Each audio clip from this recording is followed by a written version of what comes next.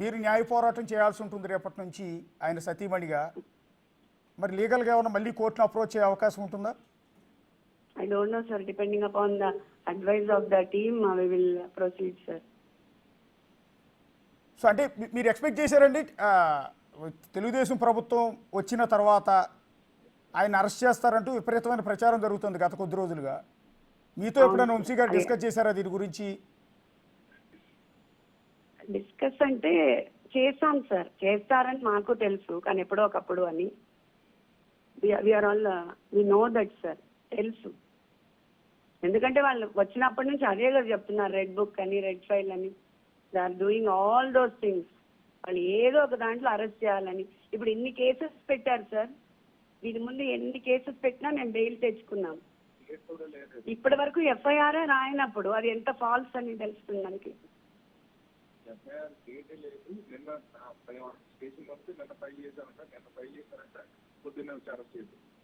నిన్న ఫైల్ చేసి పొద్దునొచ్చి అరెస్ట్ చేశారు. మాకు ఇంతవరకు కాపీ సర్వ్ చేయలేదు సార్ ఎఫ్ఐఆర్. అంటే ఇదంతా కక్షపూరితమైన అరెస్ట్ గానే చూస్తున్నారా మీరు? అవును సార్, వెరీ మచ్ ఎవిడెంట్ కదా. విజయవాడలో కూడా మాకు ఇప్పటి వరకు నోటీస్ సర్వ్ చేయలేదు. మేము వెళ్ళి అడిగినా ఇవ్వట్లేదు వాళ్ళు ఎఫ్ఐఆర్ కాపీ. స్టేషన్లో మా వాళ్ళు ఆల్రెడీ వెళ్ళున్నారు కానీ దే డిడ్ంట్ సర్వ్.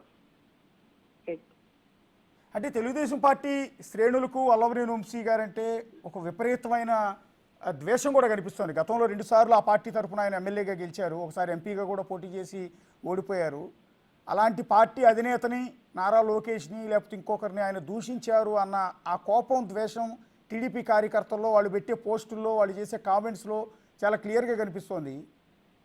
సో ఆయన సతీమణిగా మీరు దాని గురించి ఏమైనా మాట్లాడతారా? దాని గురించి అంటే సార్, అసలు ఆయన మాట్లాడారో లేదో అదేం తెలుసుకోకుండా ఏది పెడితే అది పోస్టుల్లో పెట్టడం అది కరెక్ట్ కాదేమో సార్, కరెక్ట్ కాదు. అసలు వంశీ గారు ఏం మాట్లాడారు ఏంటి? అసలు మొన్న పోలింగ్ ముందు కూడా ఆ ట్విట్టర్లో అవతల వైపు వాళ్ళు టీడీపీ వాళ్ళు ఏం పోస్ట్ చేశారు అవన్నీ ఏం చూడకుండా వంశీ గారు ఏం మాట్లాడారు అనేదే ఎంతసేపు దే ఆర్ ఎలివేటింగ్. బట్ ఎందుకు అలా చేశారు, అంత నాలెడ్జబుల్, అంత ఎడ్యుకేటెడ్ పర్సన్ అనేది ఎవరు ఆలోచించట్లేదు. There should be some strong reason, right? అంటే ఒకప్పుడు అసలు వంశీ గారు కరడు కట్టిన తెలుగుదేశం పార్టీ కార్యకర్త, అంటే ఆయన పుట్టుక తెలుగుదేశం పార్టీలోనే ఉంది. అవును, అసలు తెలుగుదేశం పార్టీ జెండా కప్పుకుని ఆయన బయటికి వెళ్ళేవారు, తెలుగుదేశం పార్టీ ఎల్లో షర్ట్ వేసుకుని తిరిగేవారు, ఆయన ఇంటి మీద తెలుగుదేశం పార్టీ జెండా ఉండేది. అలాంటి వ్యక్తి ఎందుకు పార్టీ మరి వైఎస్ఆర్ కాంగ్రెస్ పార్టీలోకి వెళ్లాల్సి వచ్చిందండి? అది ఎవరు అర్థం చేసుకోవట్లేదు కదా. ఎందుకు పార్టీ మారాల్సి వస్తుంది సార్? ఊరికే మారిపోతామా పార్టీ?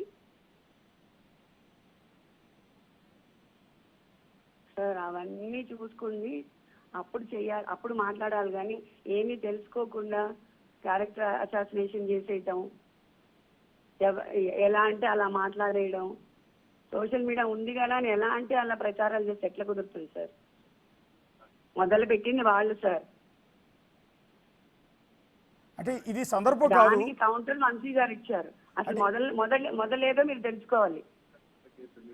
అంటే ఇది అసందర్భం. కానీ యాక్చువల్లీ చాలా మంది రైట్ చేస్తున్న టీవీ9లోనే అపోజ్ చేశాం కదా సార్ మనం. ఓకే, అపాలజైజ్ కూడా చేసాం. మళ్ళీ వాళ్ళు మొదలు పెట్టారు, మనం మాట్లాడినా మళ్ళీ అపాలజైజ్ చేసాం కూడా.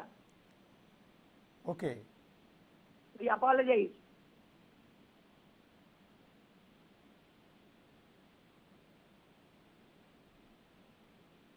So okay, thank you Pankaj Shri గారు.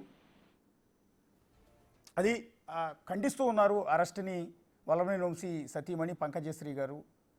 ఇది ప్రతీకారేచ్ఛలో భాగంగానే అరెస్టులు చేయిస్తూ ఉన్నారు, ఒక పొలిటికల్ రివెంజ్లో భాగంగానే అరెస్టులు చేయిస్తున్నారు.